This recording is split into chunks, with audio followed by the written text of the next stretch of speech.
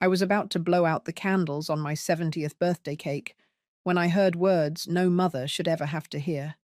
They slipped out in a whisper, so soft they were never meant for my ears. After tonight, we'll finally have the house to ourselves. I froze. The knife in my hand trembled above the cake, and the laughter around me blurred into a distant hum. In that instant, I knew the life I had lived, the sacrifices I had made, had all led to this moment of truth.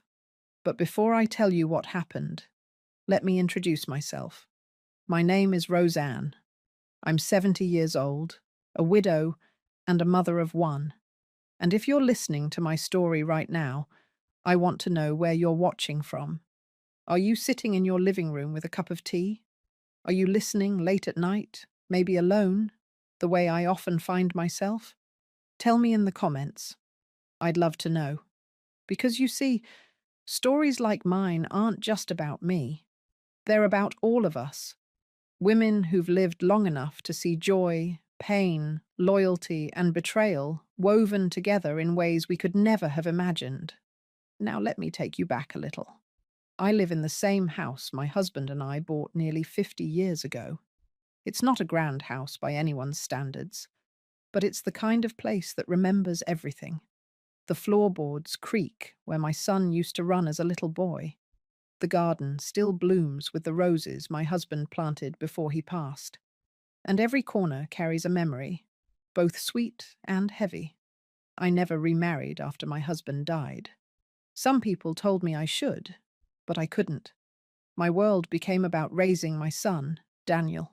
He was only 12 when his father passed, and I promised myself I'd do whatever it took to see him grow into a man who could stand tall on his own. So I worked. Long hours, odd jobs, whatever I could find. My hands grew stiff, my back ached, but I never complained. Every penny went to keeping Daniel fed, clothed, and educated. And when he graduated college, I remember thinking, it was worth it. Every sacrifice was worth it. Now, 70 years on this earth leaves a person with plenty of memories. Some of them shine bright, like when Daniel would bring me flowers from the yard as a little boy. Others, others weigh heavy, like the long nights when I cried myself to sleep, too exhausted to keep going, yet knowing I had no choice. And still, through it all, I held on to this home, because it was our anchor. It was the one place Daniel could always come back to. That's why, when my birthday came around, I was filled with hope. The house was warm, with relatives, neighbors, and the faint smell of candles waiting to be lit. My son and his wife, Laura, had organized the evening, or so it seemed. I watched Daniel, now a grown man, helping set the plates, while Laura moved briskly through the kitchen, her smile polished but distant. I told myself not to overthink it. Families change, marriages bring new dynamics, and sometimes warmth turns into routine. But I still expected that tonight, on my 70th birthday, there would be a little tenderness, a little recognition of the years I had poured into building this life. The moment came when everyone gathered around the table. The cake was set in front of me. Chocolate, my favorite, though I had told no one. I leaned in, ready to blow out the candles, when I heard it. A whisper. Daniel's voice so close I almost thought I had imagined it. After tonight, we'll finally have the house to ourselves. At first I thought maybe he meant the guests. Perhaps he was simply tired, eager for the house to be quiet again. But then I saw the look in Laura's eyes. She nodded, satisfied, as though something had been settled. That's when my hand froze. The knife hovered over the cake, the wax dripping from the candles. But I couldn't move. A chill swept over me, deeper than the arthritis in my bones, sharper than any pain I had known. They thought I wouldn't hear. They thought my age had dulled my senses. But in that moment, I heard them clearly, and I understood. I smiled, steadying my hand, and blew out the candles while everyone clapped. Yet inside, something had shifted. My birthday had become more than a celebration. It had become a turning point, because they didn't know what I had already prepared for them. The applause faded, and I cut the cake with hands steadier than I felt. Plates passed around, forks clinked, and laughter filled the dining room. But inside me, something had gone terribly still. That whisper wouldn't leave my ears. After tonight, we'll finally have the house to ourselves. It replayed over and over, each time cutting a little deeper. At first, I told myself I had misheard. Surely Daniel couldn't have meant it the way it sounded. Surely he hadn't been waiting for me to step aside. Or worse. But then Laura leaned close to him, her hand brushing his, and she gave him that look. A look I'd seen too many times in my life. Partnership, secrecy, something shared that excluded me. My stomach turned. I forced myself to smile as I handed out slices of cake. My niece asked if I'd made my wish when I blew out the candles. I told her I had. But the truth was, my only wish at that moment was clarity. Clarity about whether my son, my only child, had truly just wished me gone. After the cake, conversations broke off into smaller clusters. The younger ones gathered in the living room, laughing at some story on the television. The older women sat at the dining table, sipping tea. I stayed standing for a while, watching Daniel. He avoided my gaze, busying himself with the empty plates. Laura, however, didn't bother. Her eyes flicked toward me once, sharp, calculating, then moved away. I walked into the kitchen, needing air. And sure enough, a moment later, Laura followed, carrying 2 plates. She smiled politely. "Lovely party," she said, but her tone was flat, almost rehearsed. I looked at her, my voice calm. "Do you feel at home here, Laura?" She blinked, surprised. "Of course," she replied quickly, a little too quickly. "Why wouldn't I?" I smiled faintly, though my chest tightened. "I just wonder sometimes. This house carries so much history. Not everyone is comfortable with that." Her lips curved into a polite smile, but her eyes hardened. "Well, Daniel and I are making our own history now. You know how it is." I nodded slowly, but inside, her words sliced through me. Making their own history. I could hear the unspoken end of that sentence, without me in it. We stood there for a moment, the silence heavier than the clatter of dishes. Finally, she excused herself, leaving me alone with the whisper still echoing in my ears. I sank into a chair. Memories began to rise unbidden. Nights of overtime at the factory, saving every penny so Daniel could have a proper education. Meals I skipped so he never went hungry. I had given my youth, my strength, my entire heart to that boy. And now, at 70, was I nothing more than a burden in his eyes? But beneath the ache of betrayal, something else began to stir. A quiet strength. A realization. I remembered how, over the past year, there had been signs I had brushed aside. The way Laura insisted on handling the bills, though I'd always done it. The whispered conversations that stopped when I entered the room. The suggestions, subtle at first, that maybe the house was too much for me now. I thought of one evening just a month earlier. I had mentioned to Daniel that the roof needed repairs. His reply had been sharp, almost impatient. "Mum, you should really think about downsizing. A house this size isn't practical for you anymore." I had laughed it off then, telling myself he was only concerned for me. Now, I wasn't so sure. As the party wound down and guests began leaving, I stood by the door, hugging each one goodbye. My smile never faltered, but my heart had grown heavier with every passing minute. Daniel kissed my cheek distractedly. Laura offered me a thin smile, and together they thanked me for hosting. When the door closed and the house fell quiet, I sat in the living room, staring at the flickering candles that had burned themselves out. The whisper replayed in my mind like a broken record. They thought I was old. They thought I was fragile. They thought I wouldn't hear, wouldn't understand. But they were wrong. That night, I made a promise to myself. They wanted the house to themselves. They wanted my absence to free them. Number. Not yet. Because while they had their whispers, I had something else. I had already begun preparing something they could never have imagined. That night, after the guests had gone and the house was quiet, I sat alone with a pot of tea growing cold beside me. I stared at the empty chairs in the dining room, and the silence pressed down on me like a heavy quilt. I thought about how we had gotten here, how a boy I once carried in my arms could whisper such words about me. When Daniel was 12, his father passed away suddenly from a heart attack. I still remember the phone call from the hospital, the way the receiver nearly slipped from my hand. One minute I was a wife and a mother, and the next I was a widow, clutching my boy as he cried into my chest. From that day forward, my life became about survival. I took whatever work I could find, sewing for neighbors, cleaning houses, even working nights at a factory where the machines roared louder than my thoughts. My hands grew rough, my knees ached, but I pressed on. Every penny I earned went into keeping Daniel fed, clothed, and educated.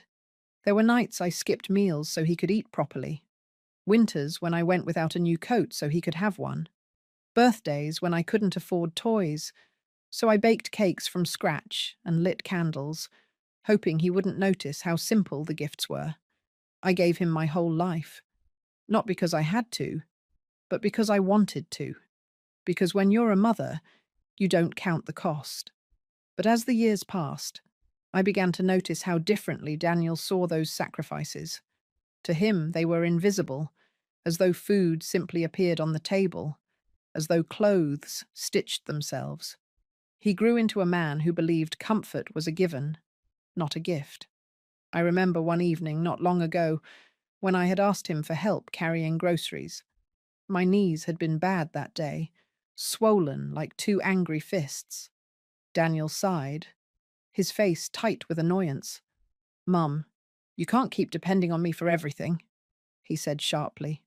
I looked at him, shocked. "Depending on you? Daniel, I've managed this house on my own for nearly 60 years. I only asked you to carry a bag."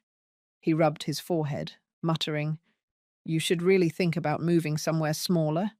You can't keep up with all this." I wanted to tell him the truth, that this house wasn't a burden to me. It was the last piece of my life with his father. It was where I poured every ounce of myself into raising him. But the words caught in my throat, and I let the conversation die in silence. Still, his tone that day lingered with me. It was the first time I felt the faint sting of being seen not as a mother, but as a weight. Another memory came to me that night as I sat in the quiet. Daniel's graduation. I had worked double shifts for months to afford the suit he wore.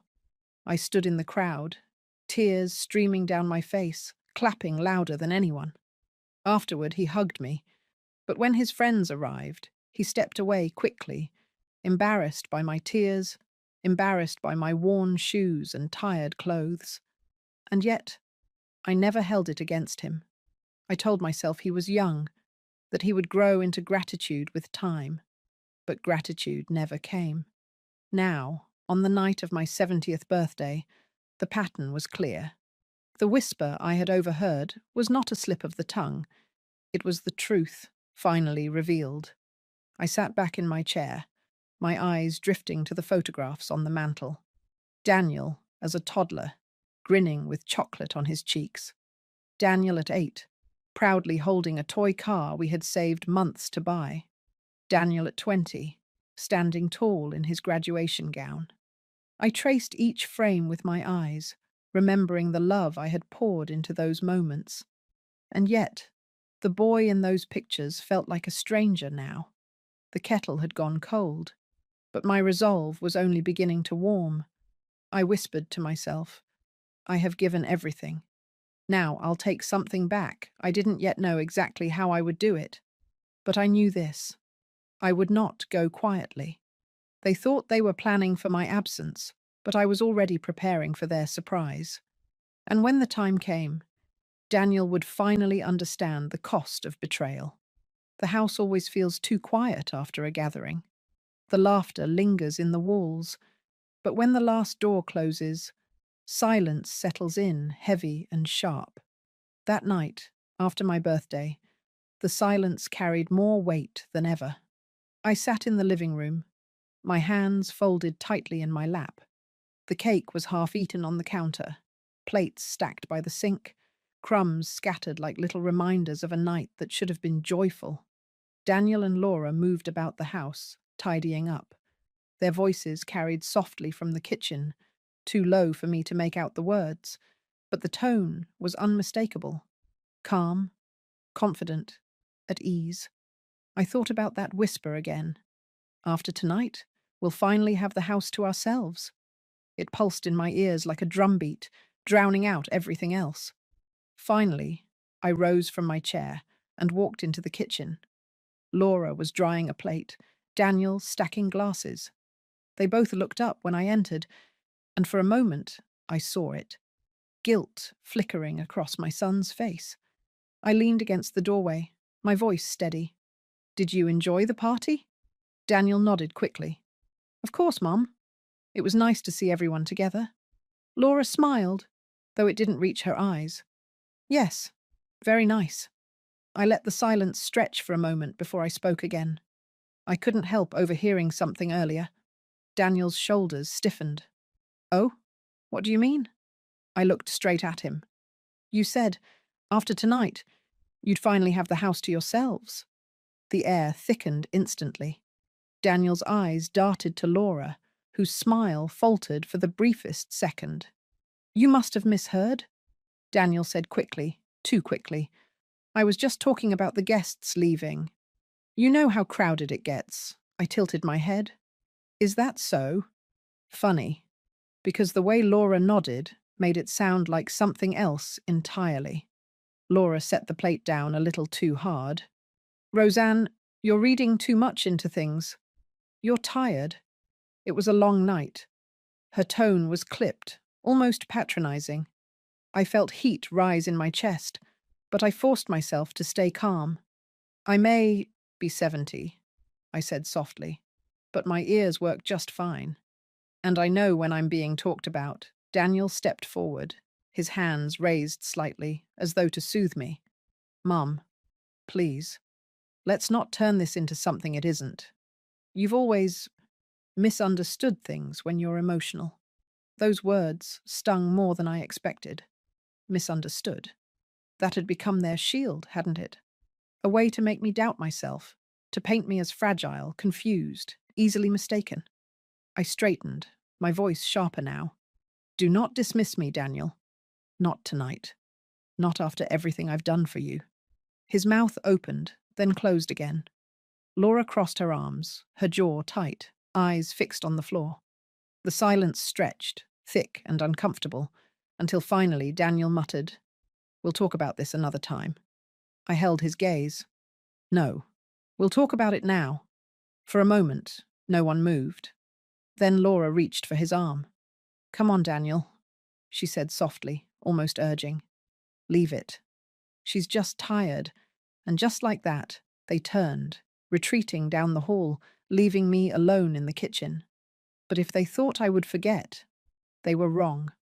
I stood there, staring at the empty doorway where they had just disappeared. My heart pounded in my chest, but not from fear, from certainty. That whisper was not a slip of the tongue. Their reactions tonight had confirmed it. They wanted me gone. I walked back into the living room, lowering myself into the armchair my husband used to sit in. I let my hands rest on the worn fabric and closed my eyes. "They think I'm weak," I whispered into the silence. "They think I'm blind." But I wasn't weak, and I wasn't blind. They had no idea that while they whispered about my absence, I had already been preparing my presence in a way they could never erase. And the time was coming when they would see exactly what I meant. The next morning, sunlight poured through the lace curtains in the living room, but I felt no warmth from it. I sat at the dining table, a cup of tea cooling beside me. The events of the night before, still heavy in my chest. I knew one thing for certain. I could no longer live on assumptions or blind faith. My son's words, and the look in Laura's eyes, had confirmed a truth I could no longer ignore. If they were planning for my absence, I had to prepare for it too. Only in my case, my preparation wouldn't leave me erased. I reached for the telephone and dialed a number I hadn't used in years. The office of Mr. Whitaker, our family lawyer. He had handled my husband's affairs after his passing and had always treated me with respect, even when I walked into his office with trembling hands and little money. Mrs. Price, he greeted warmly when he answered. It's been some time. What can I do for you? I need to talk about my will, I told him, my voice firm. There was a pause on the other end, then a gentle reply. Of course. Why don't you come in this week? 2 days later, I found myself sitting in his office, the smell of leather and paper filling the air. I explained everything: my house, my modest savings, the small jewelry box of heirlooms that had belonged to my mother, and then I told him who I wanted it all to go to. Not Daniel, not Laura. Instead, I named my niece, Emily, a young woman who had always been kind to me, who visited without being asked, who never treated me like a burden. And the rest, I instructed, would go to a local charity for widows. Women who, like me, had carried the weight of loss and kept moving forward. Mr. Whitaker looked at me carefully, his pen hovering over the paper. Are you sure about this, Roseanne? These are big decisions, I nodded. I've never been more sure of anything in my life. My son already has what he wants: his life, his wife, his future. But respect, gratitude, that he doesn't have. And I will not reward betrayal with inheritance. He wrote everything down, his expression sober. Then we'll make it official. Walking out of that office, I felt lighter than I had in years. For the first time in a long while, I wasn't reacting to life. I was shaping it. But Daniel must have sensed something, because that evening, as I folded laundry in the living room, he appeared in the doorway. Mum, he said casually, leaning against the frame. Laura and I were talking. Have you thought about your future? You know, like what you want to do if the house gets too much for you. I looked up from the neatly folded towels, meeting his eyes. Funny you should ask. I've been giving it some thought. His face brightened, eager. Really? And? I let a small smile play on my lips. And I have it handled. His brow furrowed. Handled how? Just handled, I replied, returning my gaze to the laundry. You don't need to worry. For the first time, I saw unease in his eyes. He opened his mouth to press further, but I cut him off gently. Daniel, there are things a mother doesn't have to explain to her child. Trust me when I say, I know what I'm doing. The silence that followed was thick. I could almost feel the questions burning in his chest, but he said nothing more. He left the room, and I let out a slow breath. He had no idea what I had set in motion. That night, as I tucked the signed papers safely into a folder, I thought of my husband's words from long ago. Never let greed break the home. Greed had already cracked it, but I was determined it would not shatter me, because while they whispered in corners, I was preparing in plain sight. And soon they would learn that this house, and the woman who built it, were not so easily discarded. It was a week after my birthday when I decided the time had come. The days leading up to it had been quiet, almost too quiet. Daniel and Laura tiptoed around me with polite smiles, as though nothing had happened. But I could feel the tension humming beneath the surface, like a kettle about to whistle. They thought they were clever, hiding their impatience, waiting for me to fade into the background. But I had grown tired of whispers. Tonight, there would be no whispers, only truth. I invited them into the living room after supper. The fire crackled low in the hearth, shadows dancing on the walls. On the coffee table, I had placed a stack of papers neatly inside a folder. I sat in my husband's old armchair. the one that gave me a kind of strength, while they settled across from me on the couch.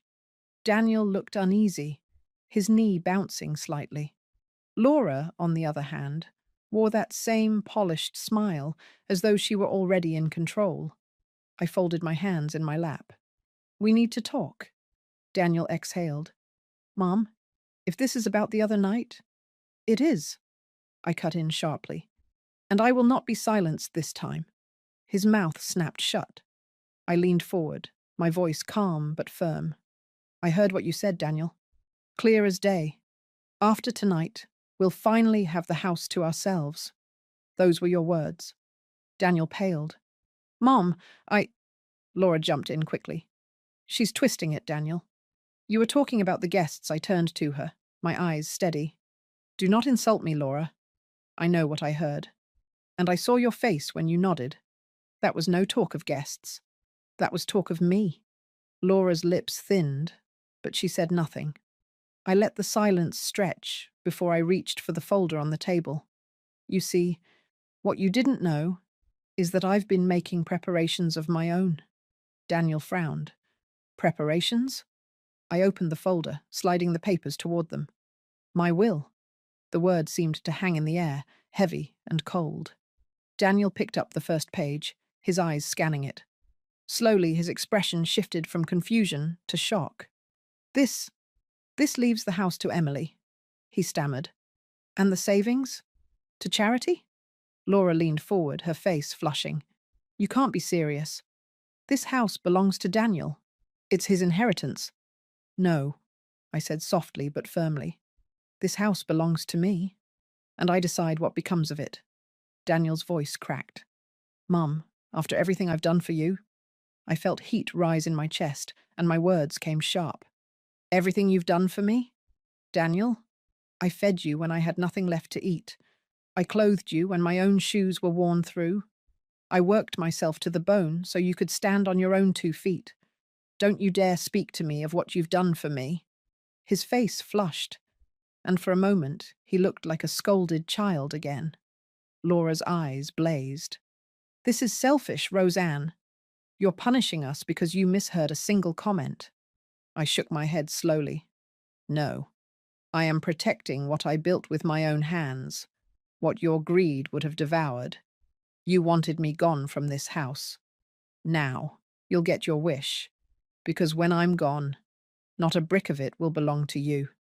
The fire crackled louder, filling the silence.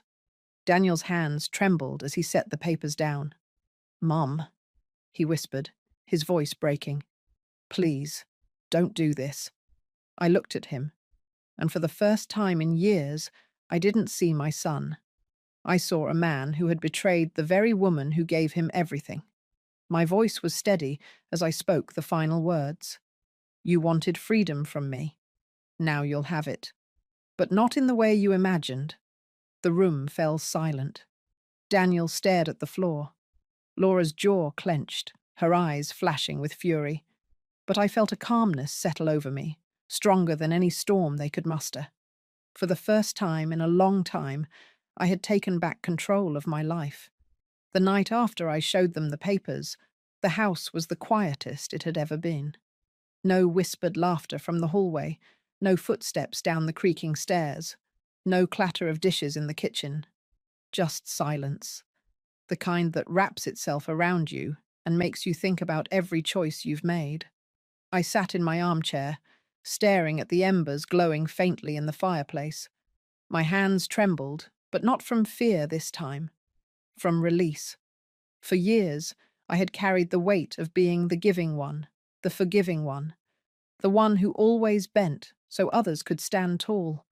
And now, for the first time, I had stood firm. Daniel and Laura didn't speak to me for days. They left in a rush the morning after our confrontation, Laura barely disguising her anger, Daniel avoiding my eyes altogether. The house was still mine, but their absence felt like both a wound and a blessing. In those quiet days, I reflected on everything. How easily years of sacrifice can be forgotten. How quickly love can be overshadowed by greed. And yet I also thought of the strength that surfaces when we're forced to choose between dignity and surrender. Weeks later, Daniel returned, alone. He knocked softly on the door, and for a moment I considered not answering. But blood is blood, and even a wounded heart beats for its child. I opened the door. He stood there, his hands shoved into his pockets, his eyes downcast like a boy caught misbehaving. "Mum?" he said quietly. "Can I come in?" I stepped aside, letting him enter. He moved slowly, looking around the house as though it had changed, though every detail was the same. The photographs on the mantel, the worn rug by the fireplace, the scent of lavender polish. We sat across from each other in the living room. The silence stretched until he finally spoke. "I didn't mean it the way it sounded," he muttered. "Laura and I, we were just talking. We didn't mean to hurt you." I studied his face. For a moment, I wanted to believe him, to let those words wash away the sting of betrayal. But I remembered Laura's nod, his eager tone, the months of hints about me downsizing, moving, fading into the background. I shook my head slowly. "Daniel, there's no use pretending. You meant it. Maybe not in that exact moment, but in your heart, you meant it." He flinched, his jaw tightening. "Mum, I thought it would be easier. For everyone, for you," I corrected gently. "Not for me." His eyes glistened, but he said nothing. I leaned forward, my voice firm but calm. "A mother forgives, Daniel. I have forgiven you more times than I can count. But a mother also remembers. And betrayal like this, it doesn't disappear with a few soft words." He dropped his gaze to the floor, his shoulders slumping. "I'm still your mother," I continued. "I will always love you. But love does not mean surrender. And I will not surrender the life I built, the dignity I earned, or the respect I deserve." The words hung between us, heavy but necessary. For the first time, I saw understanding flicker in his eyes. Not full acceptance, not remorse deep enough to undo what had been done, but understanding. When he left that evening, the house was quiet again, but the silence no longer felt heavy. It felt peaceful. I sat by the fire, watching the flames dance, and thought about the women who might one day hear my story.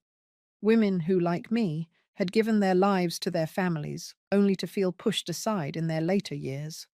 To you, I say this: do not let yourself be erased. Do not believe the whispers that tell you you're a burden or that your time is over.